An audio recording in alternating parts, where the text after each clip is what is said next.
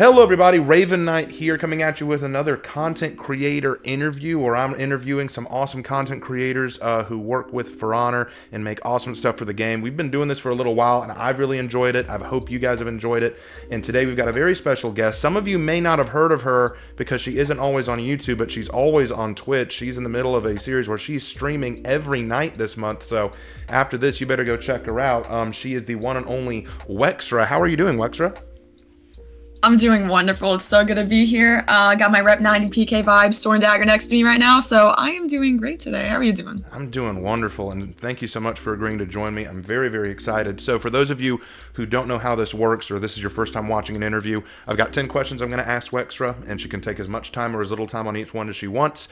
And then after that, if she has any questions she wants to ask me, she is free to do that, and then we'll wrap up. And, well, let's have a great time and let's enjoy this. So, Wexra, if you're ready, I'll get started with our very first question. So, I asked this question to all the For Honor content creators out there. So, we're just going down the list. Number one, the name. Where does the name Wexra come from? How did you come up with that?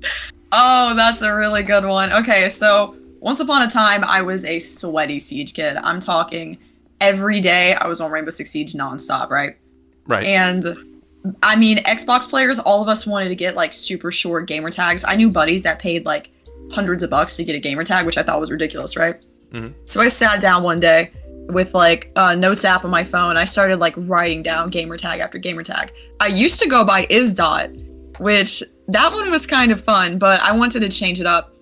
And literally I wrote down Wexra, and out of like 20 names, that one just stuck out to me. I think it's because I like the way W is formed, just the letter. And like all of the artistic things you can do with it. Mm-hmm. Like my logo has a sword running through the middle of the W where like it crosses, and I just think it's like a beautiful letter. And I was like, you know what? Wexra it is. I got a 5-letter gamer tag, and I think I've had this since 2018. Excellent. I actually, to be vertical, I thought it was the X that got it, because I see so few names with X in it. So I thought is the X significant, but no, the W is what got you then. Yeah, definitely the start of it. And I mean, Wex, like, that's usually what people call me, like, when they just cannot figure out what my name is supposed to be. So I think, like, I knew I wanted it to end with an A because I wanted it to sound, like, a little feminine. But, like, with the Wex part of it, that's definitely, like, you know, the core of it. It also kind of sounds like Rex. So shout out to my homie. You got to shout out Raptor, right? Like, he's awesome. He's just awesome. So you got two dinosaurs going on. I like that. All right. Excellent. So second question. I also asked this to all the For Honor content creators. What got you into For Honor? What drove you to it? I think what got me into For Honor is, you know, like I said, I played a lot of Rainbow Six Siege, and I was just exploring Ubisoft games in general.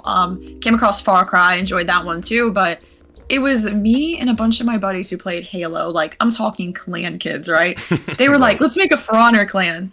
And I was like, what are you guys talking about? Because I never played this game before, right? Mm-hmm. And I booted up, and I actually vividly remember a friend of mine playing Peacekeeper, and this is back when she was unironically terrible, even in ones. Mm-hmm. Like, yeah, zone costing over half of your stamina, and I mean, you couldn't like throw heavies after your mix and everything. It was just terrible, right? Right. And he was top of the board every game, and I just didn't understand it. Back then, I was running, I think, Nobu and Yorm, right? Right. Just because for me, they were easier, and you know, I tried running ganks. I was pretty bad. I actually have a clip still of me in a duel. I ledged someone and killed him with Nabushi and then emote spammed him when I was like a rep 3. So that's out there somewhere. It exists. Yeah. It exists. Yeah. In my OneDrive. But yeah, it was really, I got into it then, and you know, it took a few years to kind of explore like Halo competitive and getting into Siege more. But I really came back to this game after I realized like nothing hit like it did. And after, I think it was Pirate release when I really started getting into the lore. I watched your video on her too, and I was like, whoa. Like the video I sent you over Discord, or the original one I did? Because I've done two. I think it was the original one. I remember it was like right after she came out. I really wanted to learn about her because I wrote like papers about Xingxi in school. Oh, nice. And I was like, yeah, I loved her lore that much. I mean, I really got into it. And then she got nerfed into the ground, and I like cried a little bit. The end of an era. And after that, I discovered PK again and was like, you know what? Let's try this. And now I'm Rep 90. So now you're at 90 with PK, which actually perfectly leads into the third question I wanted to ask. I always ask content creators who their main is or what style of play they go for. You're obviously the PK main. Like, you are the PK queen, I would say, because I've never met another PK player quite like you. What is it about her that draws you to her so much? You said once that she just captures your personality. What do you mean by that? Like, could you expand on it? So I like these. She's like a little bit of a rat. You know what I mean? Like, I usually never run. I never run the stealth build with her, but I feel like it's because like I like being underestimated. I love that because like in real life, right? I'm like 5'6". I'm ginger. I literally chose to dye my hair red. And a lot of people, when they look at me, they're like, oh, okay, she's just like some pretty girl, nothing going on in her head. Usually when I put myself to something, I mean, I'm a straight A student in college. I think I have 100 average in my math class. I turn in things. I usually do good on them. So I'm used to doing very well. And that like, I guess, underestimation that I get from a ton of players and then kind of shocking people when I win like an anti-gank with PK, which is like borderline unheard of. But I've made it work, right? Because if you use the right amount of soft feint cancels, like you're dodging out of everything, you can slip through basically any attack unless they're spamming undodgeables. Which, Shugo and Nobushi, if I ever run into that combo again, I might genuinely cry myself to sleep. But yeah, I think it's just because of like the way she flows and how you can get out of things. I like the little bit of ratty playstyle, plus her deflects are like insanely satisfying. And a little known fact, she has probably one of the highest GB punishes in the game, not just from hitting regular GB, but also a GB recovery off of deflect.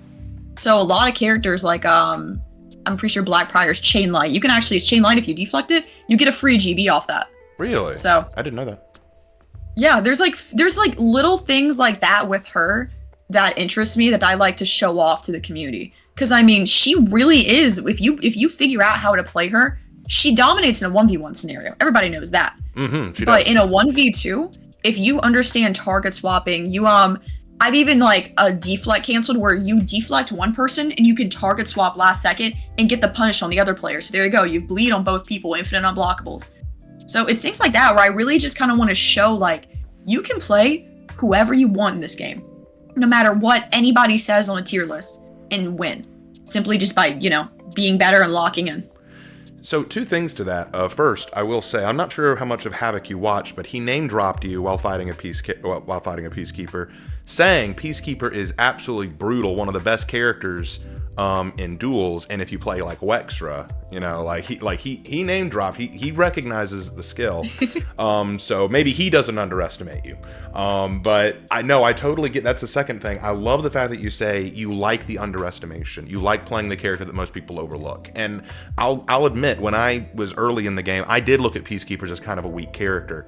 That's why I barely touched my Peacekeeper for such a long time, but it was your videos that got me to try her and get better. And I'm not good. I'm definitely not good yet, but you were the inspiration that got me to try Peacekeeper again. So you proved that she is not someone to be underestimated. So I love that. I absolutely love that. Yeah, I mean, she's my heart and soul in this game. Honestly, hey, Ubisoft, you ever add cross progression? I will be on PC in an instant. Oh my goodness.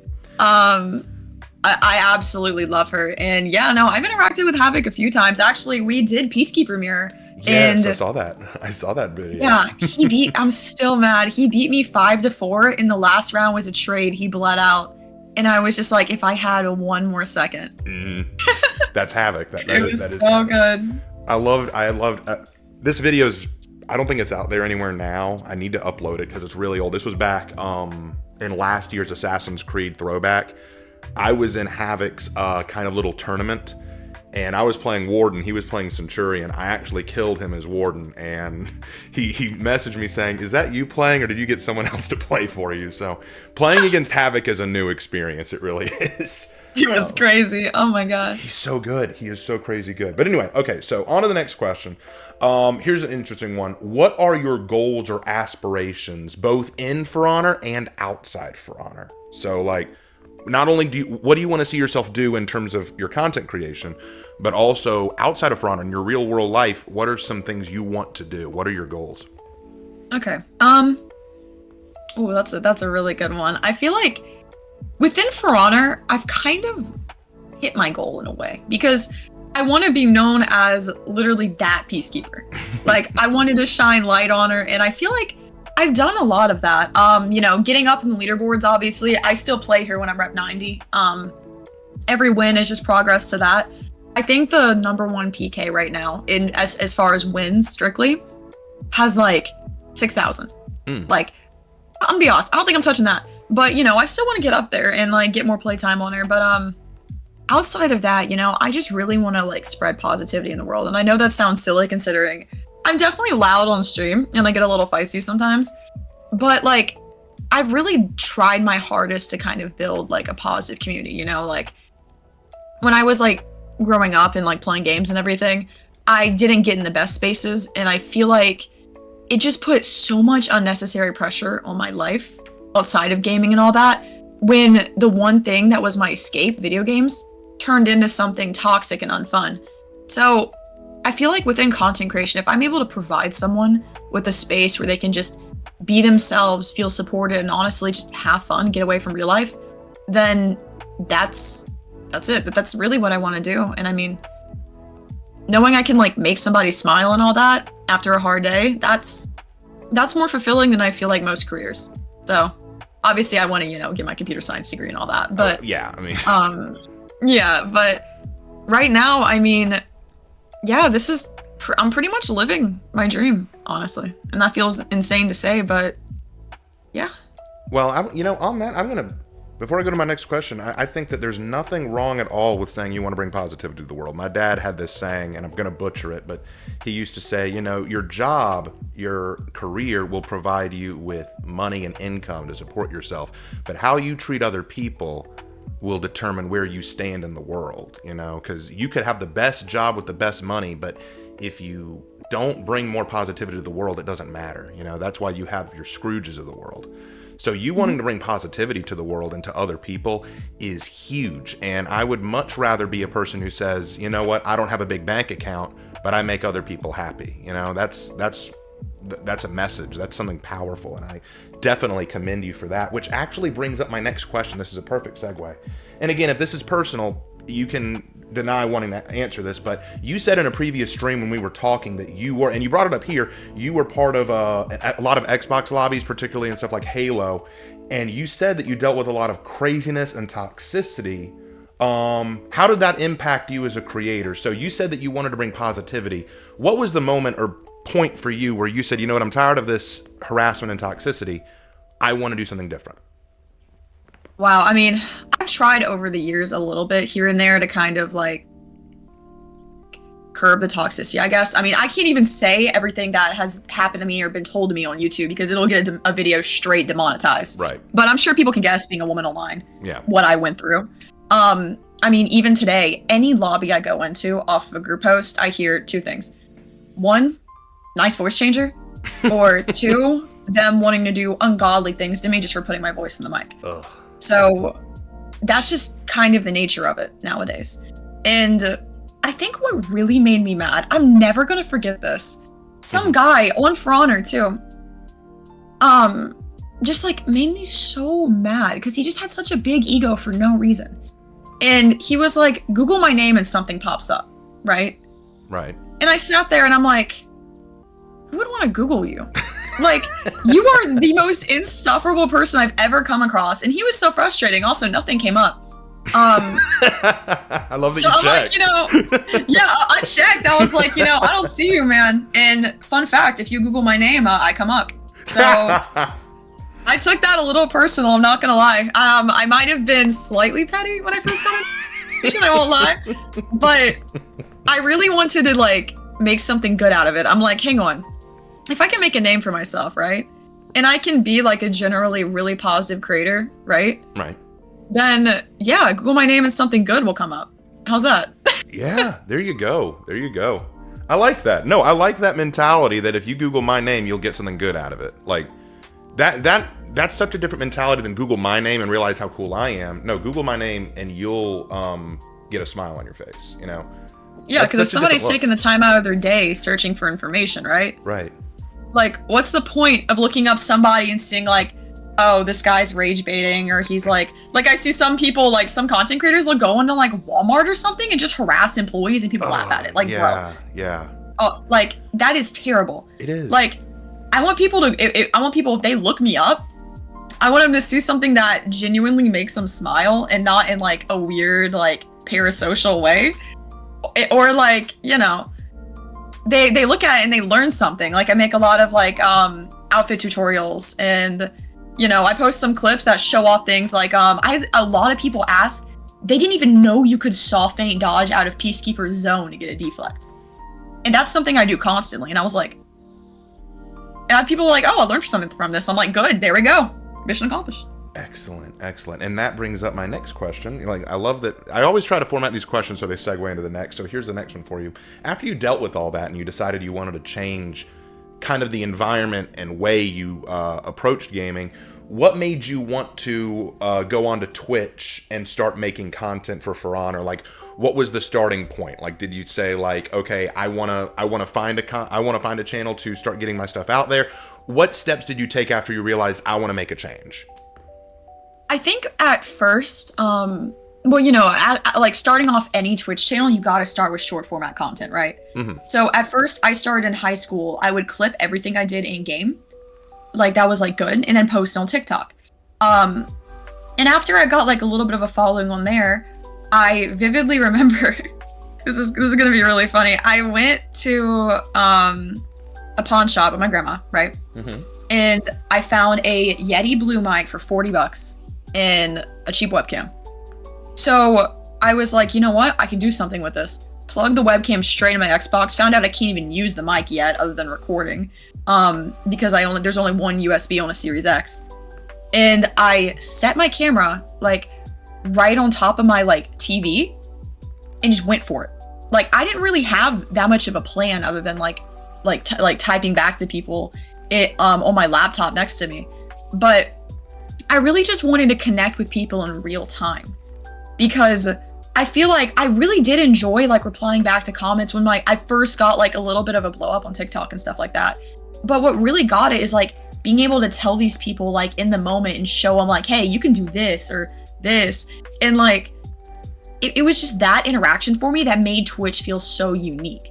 Cause like this, I think this is why I feel a little disconnect with YouTube. You can go back and watch a video 100 times and you know the outcome every time. Like if you've watched it, you can't sometimes get the most replayability of it. And obviously it's like super entertaining. Like you learn stuff again if you forgot, or like you can laugh at it.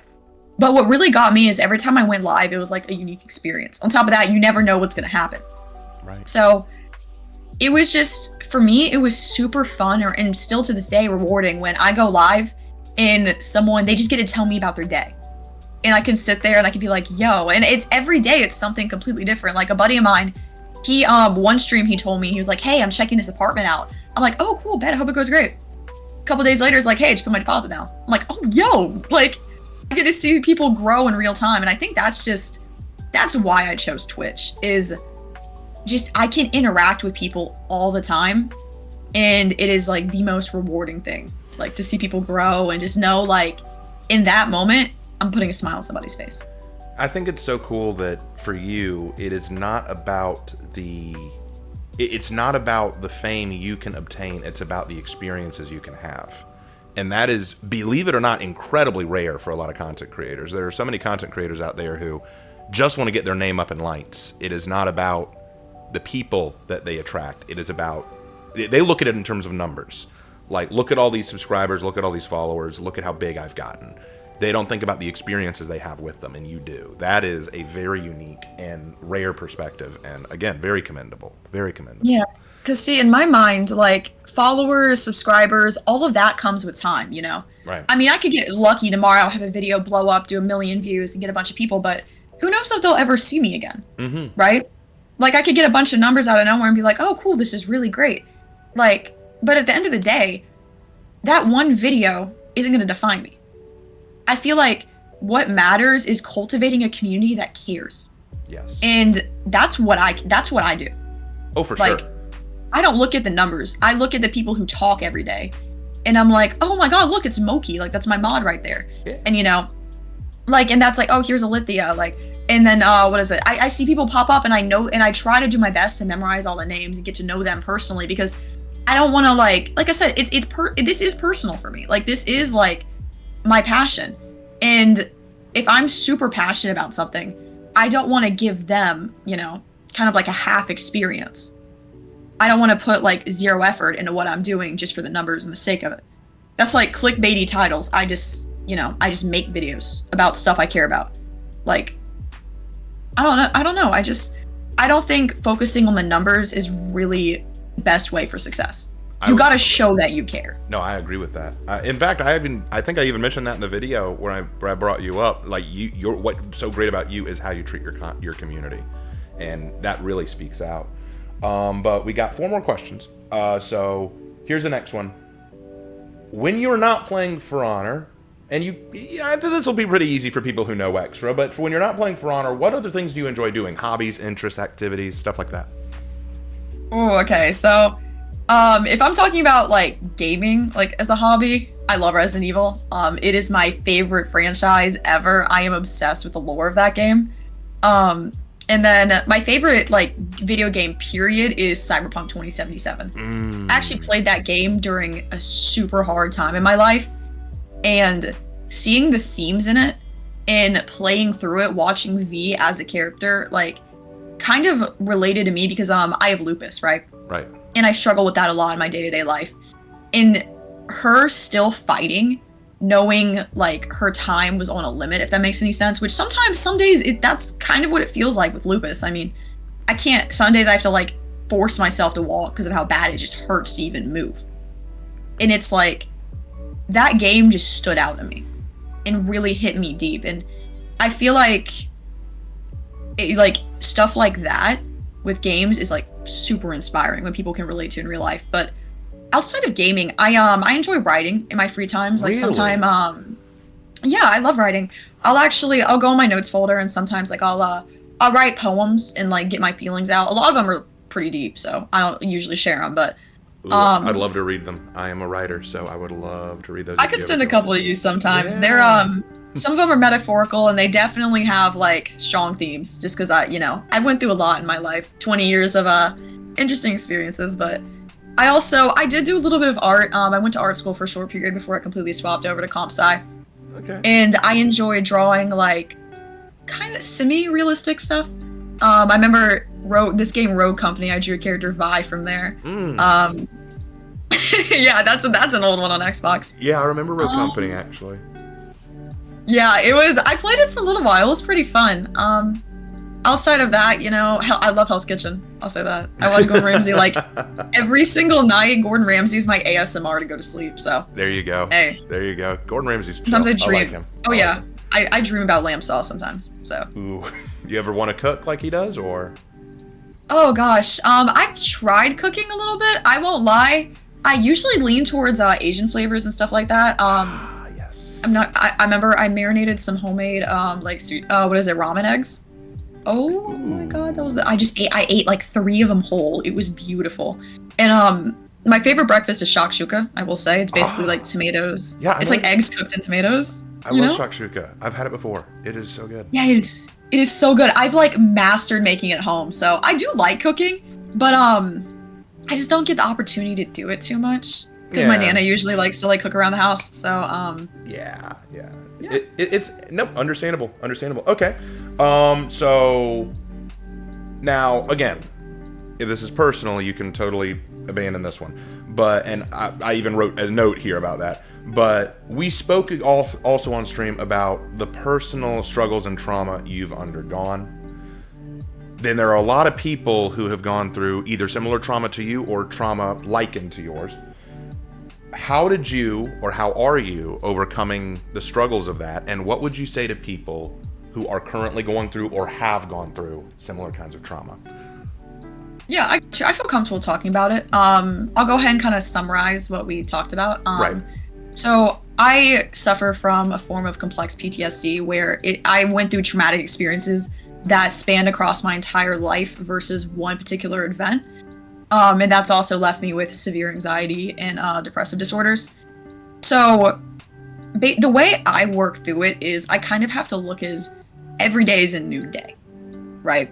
So there's times when, you know, I do experience like pretty severe symptoms. For example, when I blow dry my hair or I'm around really loud noises, sometimes I will like hear things that I know aren't there. Yeah. Like I had some very bad things happen with my mother. And there's times when I'll hear her voice, like she's yelling at me, like she's about to break down my door. And I'll cut off my blow dryer, obviously nothing's there. Right. So it's times like that with those symptoms, it's kind of, you can't control it. Right. Like if I get like an anxiety attack or a panic attack, which there's big differences between the two, but they both feel like you are like dying in the moment. Yes. When these things come up, you kind of have to learn to pull yourself out of your head and look at it from a different perspective. It's like you have to acknowledge what you're feeling, right? Yes. So you could be like, okay, I feel I have no energy, but there's something I need to do. And you have to kind of like I said, it's hard to pull yourself out of it, but once you can kind of get that self-realization, you can develop coping techniques to handle it. So I know some people who do taps, right? So they'll like tap their arms or like a part of their body that doesn't look like weird, right? Right. And that way they can regulate their heartbeat and slow it down, because you do get physical reactions from your brain, you know, going off the rails. Yes. So it's stuff like that where I'll literally like slow my heartbeat down and kind of bring myself back into reality. It's really just a lot of like introspection and looking within yourself and being like, okay, this is how I'm feeling. It's not real. Yeah. And this is what I need to do. So I feel like if you can set yourself goals, even like for a while, brushing my teeth was a struggle. That's something I feel like a lot of people can relate to with depression. Yeah. And I've talked about that before. It's like, I was like, every morning I didn't even want to get out of bed. Yes. But I'm like, girl, you'll get cavities and your teeth will look yellow and people will make fun of you for it. Get up. So yeah. honestly, I kind of also try to like make it a little humorous for myself and make fun of myself a little bit. Not in like a degrading way, but where I could like, you know, use humor as a coping technique, which works to some extent. I think the best way to get over it is reaching out to a licensed professional, which I've done before. And I tried therapy.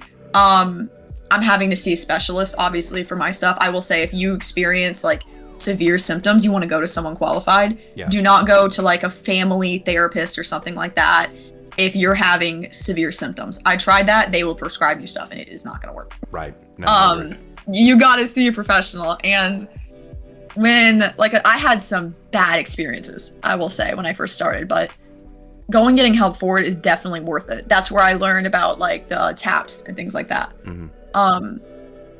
But yeah, I hope all of that, if someone is listening who's experiencing those things, it does help. And you know, there's people who experience anxiety and stuff who haven't went through trauma in life.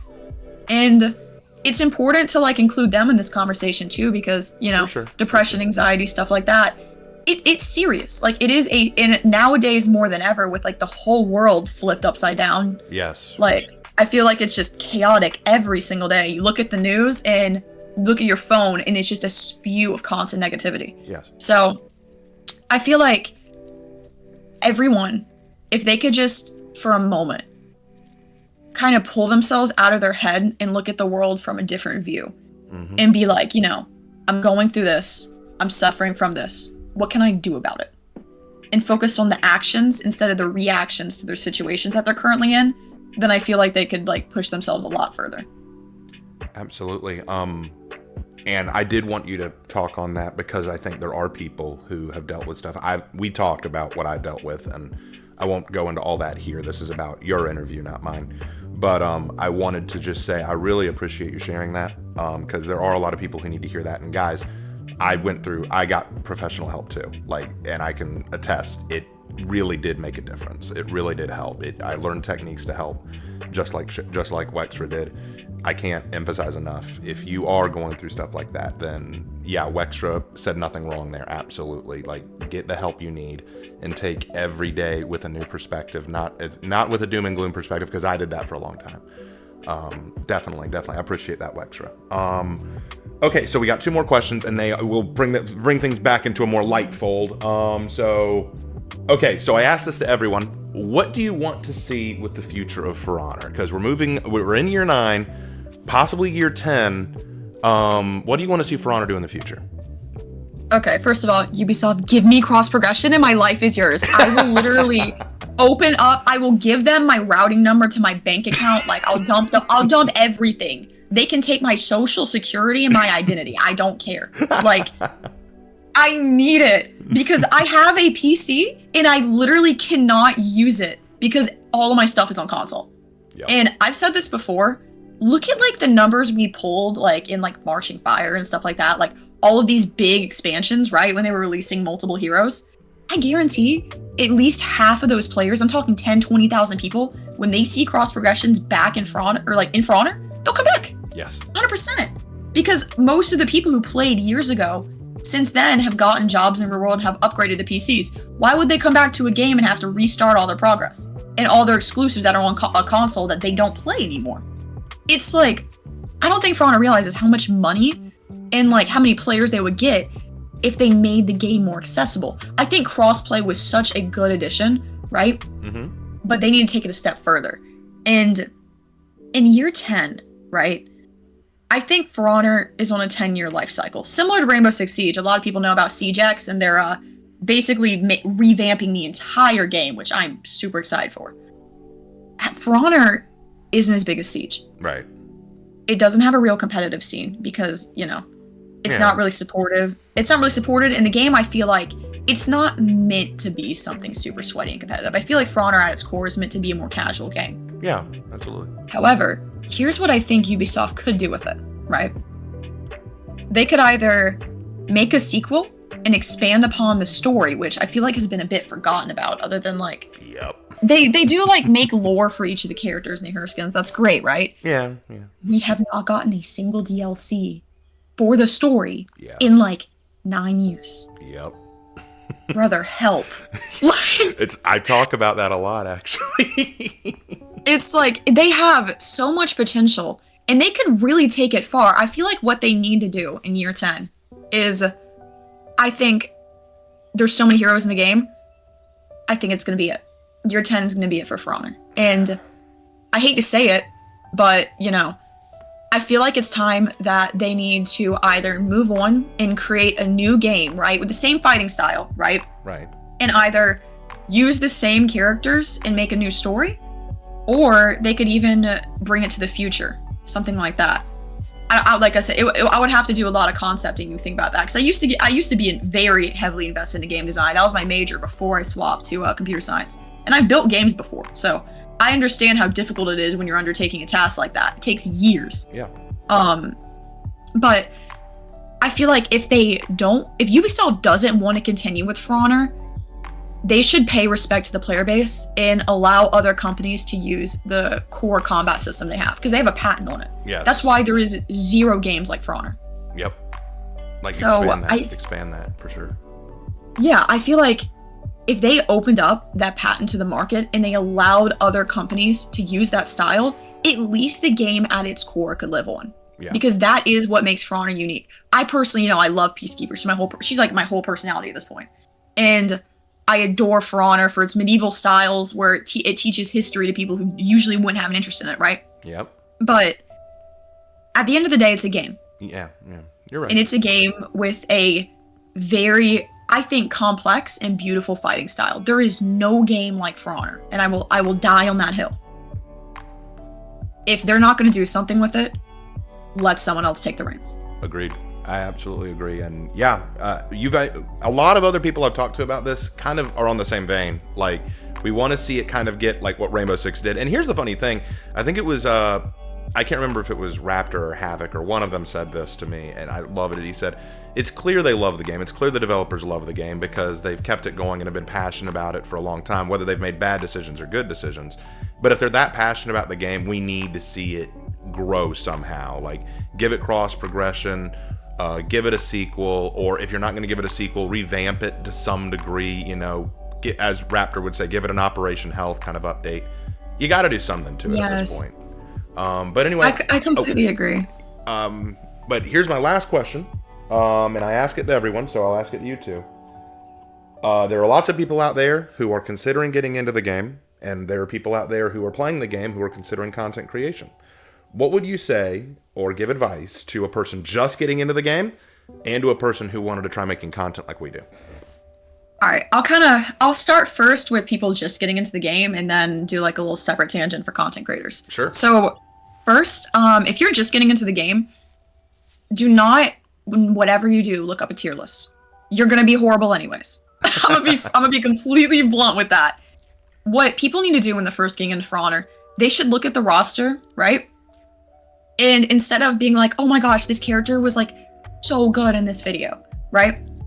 They should play a character based off of what they like, their vibes.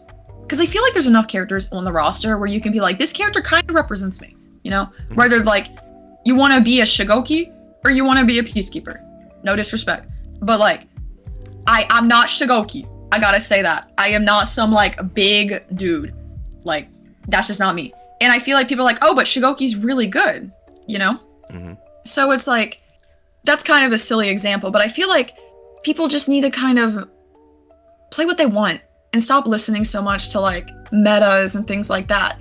And when they get more experience with the game as well, like they get 10, 20 reps, something like that, then they can start branching off and kind of like, you know, explore maybe if they want to like play those better comps, stuff like that, swap from like a warden to a warmonger, for example.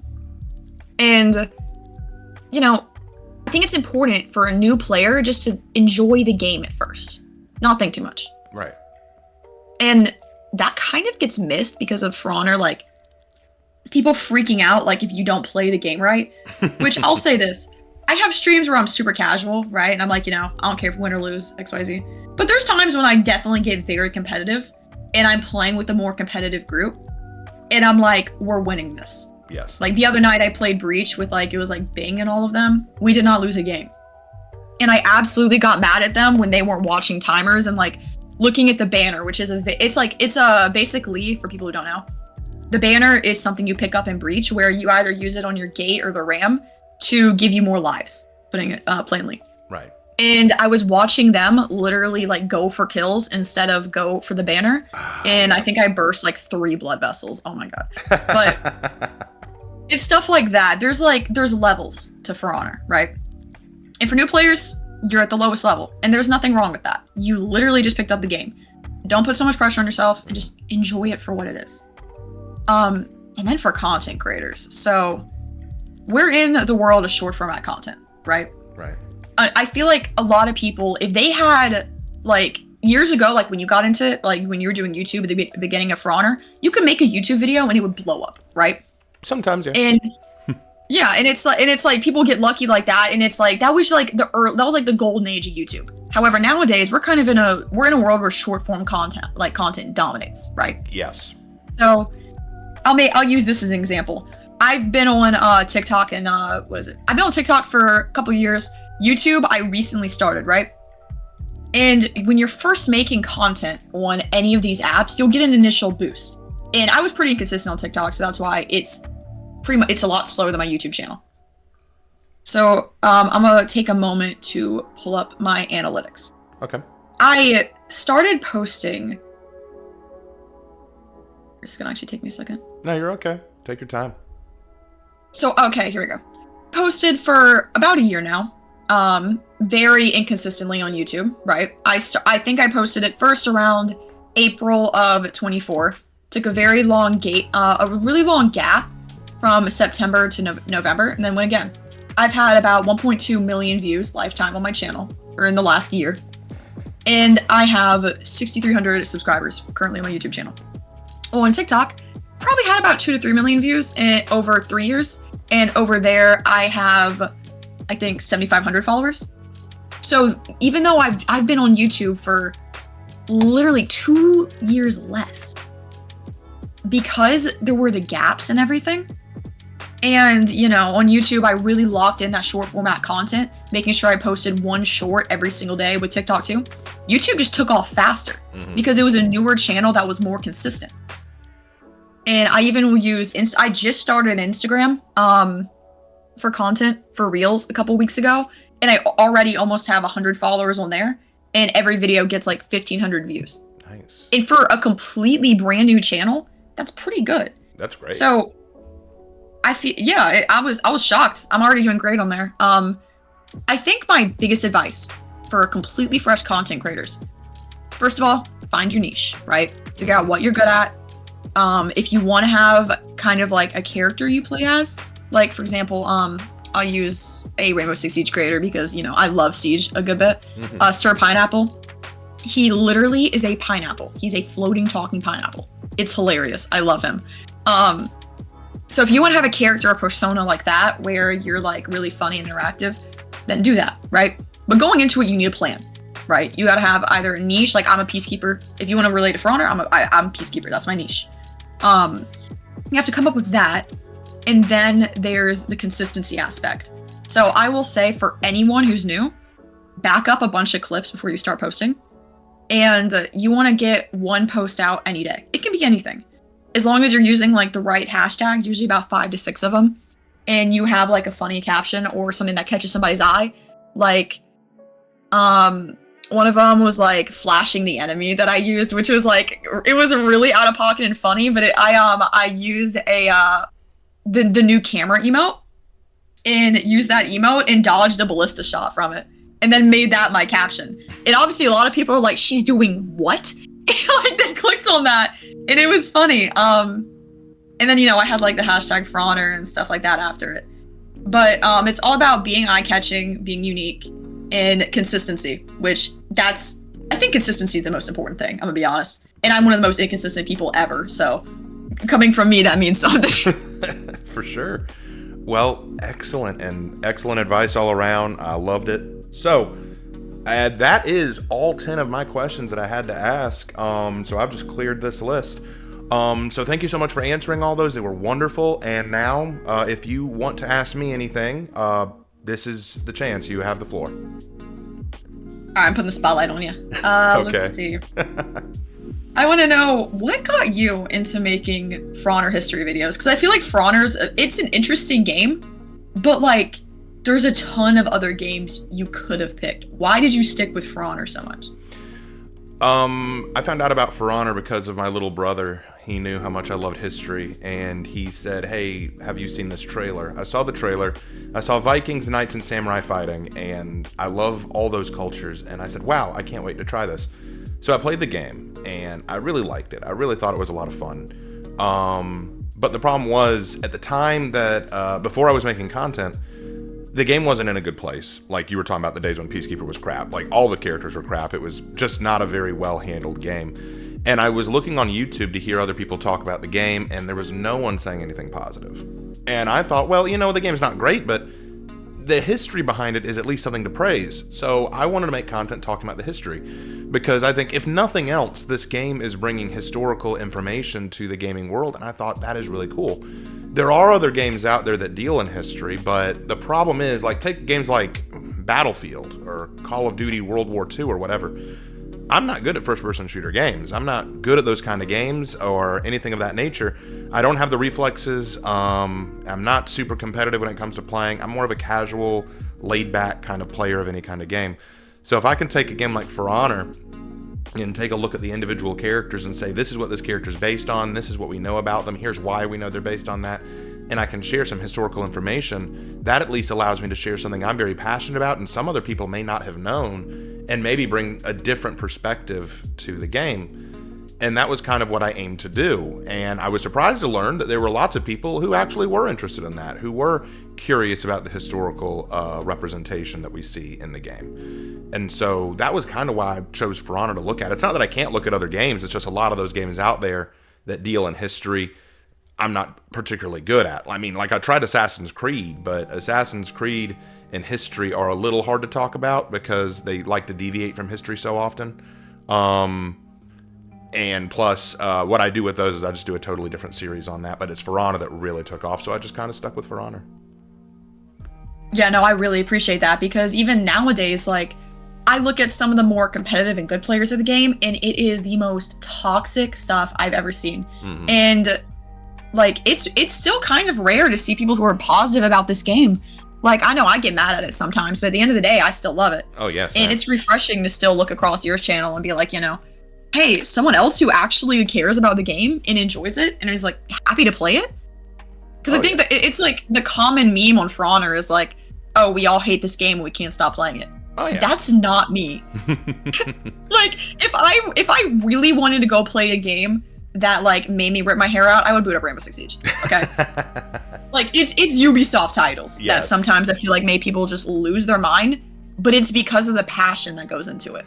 It's always kind of funny to me when you think about stuff like that. I think that when you look at a game from a new perspective, it can really, like you said, find your niche earlier, right? Like, when you find a perspective to come at a game, it can not only attract a very unique audience, but it also opens people's eyes to what gems you can find in the game that no one ever thought of before.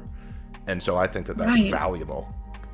Like, I feel like, and I'm going to ask you something similar to this. I feel like when you find, like, that one hero, and some people just like to play everybody, but I know for me, when I, like, really locked into Peacekeeper and thoroughly started enjoying her kit, and, you know, the fashion is amazing, let's be real. For sure.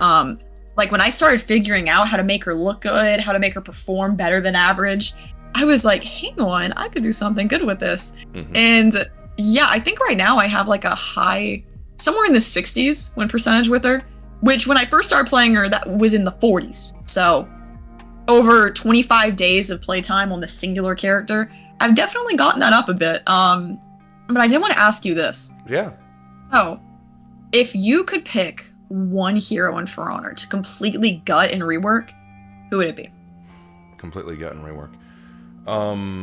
Okay, so if I could pick one to just completely destroy and rework them from the ground up, it would either have to be Hitakiri or Varangian Guard. I think that both of them are just, well, Hitakiri especially, because I look at Hitakiri as a worse Shugoki. And I say, it's like they took Shugoki and ruined him. And I'm like, no, you could do more with this character. You could do more with this character. And if you say, well, how would you fix him? I'd say, I don't know where to start fixing him. Break him down. Let's start from scratch and see where we go from there.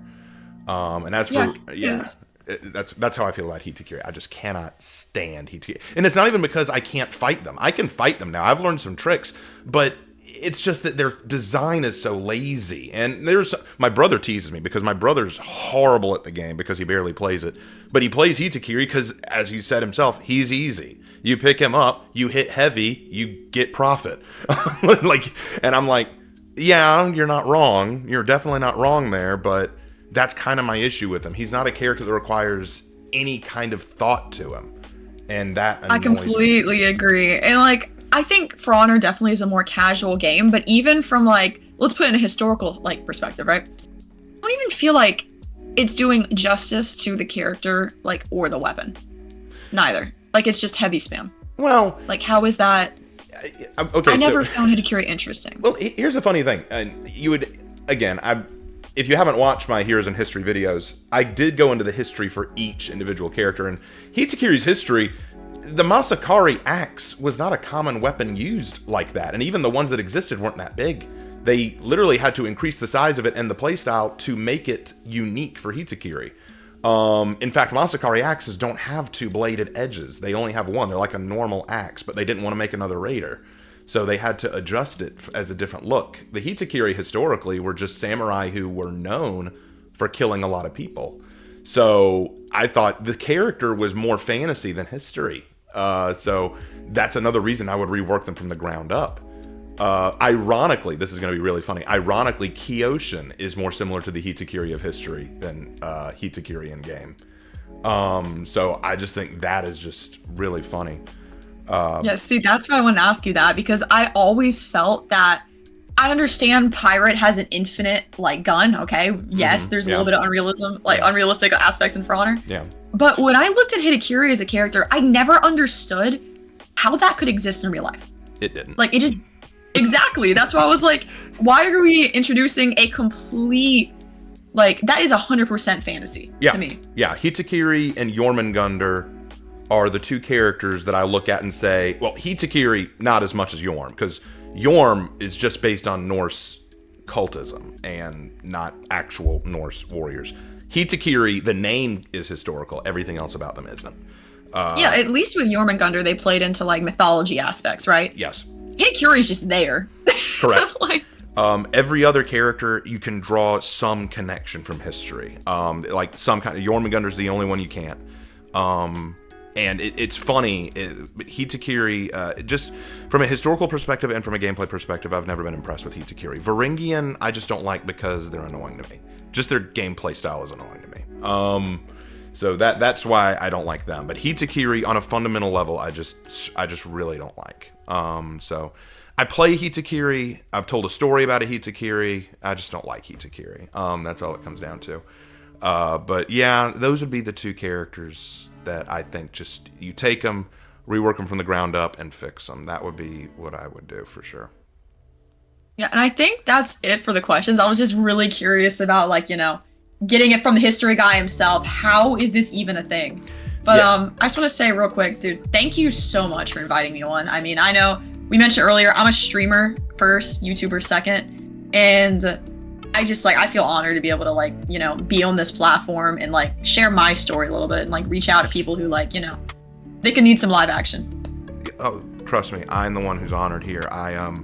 True story, guys, if you didn't watch my video, Wexra is one of my favorite content creators out there, and though she is primarily just a Twitch streamer, I don't think that precludes her from being considered an awesome content creator. There are some people out there like me or Raptor who just make a lot of really cool videos, a lot of editing time into them, and they are awesome. But then you have people who stream, and because they're so entertaining in their streams, because they are so amiable and so hospitable and just so open and friendly and entertaining, they just stream really, really well. And that's Wexra, and they are just as entertaining, if not more so. I find it can be so difficult to maintain an optimistic, friendly, engaging attitude when I stream, which is why I thought about not streaming For Honor, because I could get so easily frustrated with the game. And I thought, you know, maybe I'm just better at making videos than streaming. Wexra, though, is a fantastic streamer.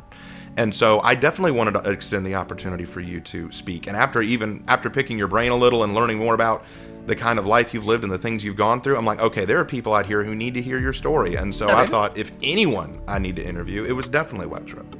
So I'm so glad that you agreed to do it. I'm still blown away by your response video to my video where you said that people knew who I was. I had no idea. Oh yeah.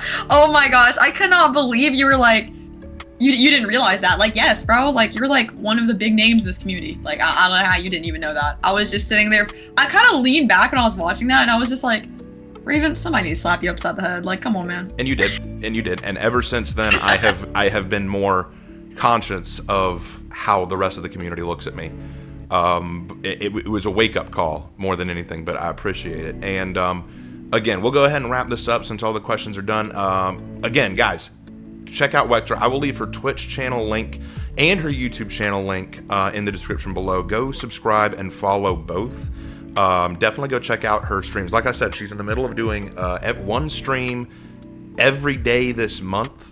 So please go check her out. You've got plenty of opportunity to do so, and keep supporting her. You absolutely have to do it. If you haven't subscribed to me, I would love for you to do that as well. But this is about Wexra. Please, please, please go check out her stuff. She's well worth it. And before we go, anything like you want to close out on Wexra? I gotta say, forehead power is shining bright right now. It's the power of the forehead. It's like I said on your stream. It's like I said on your stream. That's not a trial. That's a forehead. Anyway, thank you guys so much, and thank you, Wexra. Guys, have a great day, and I'll see you in my next one. Take care.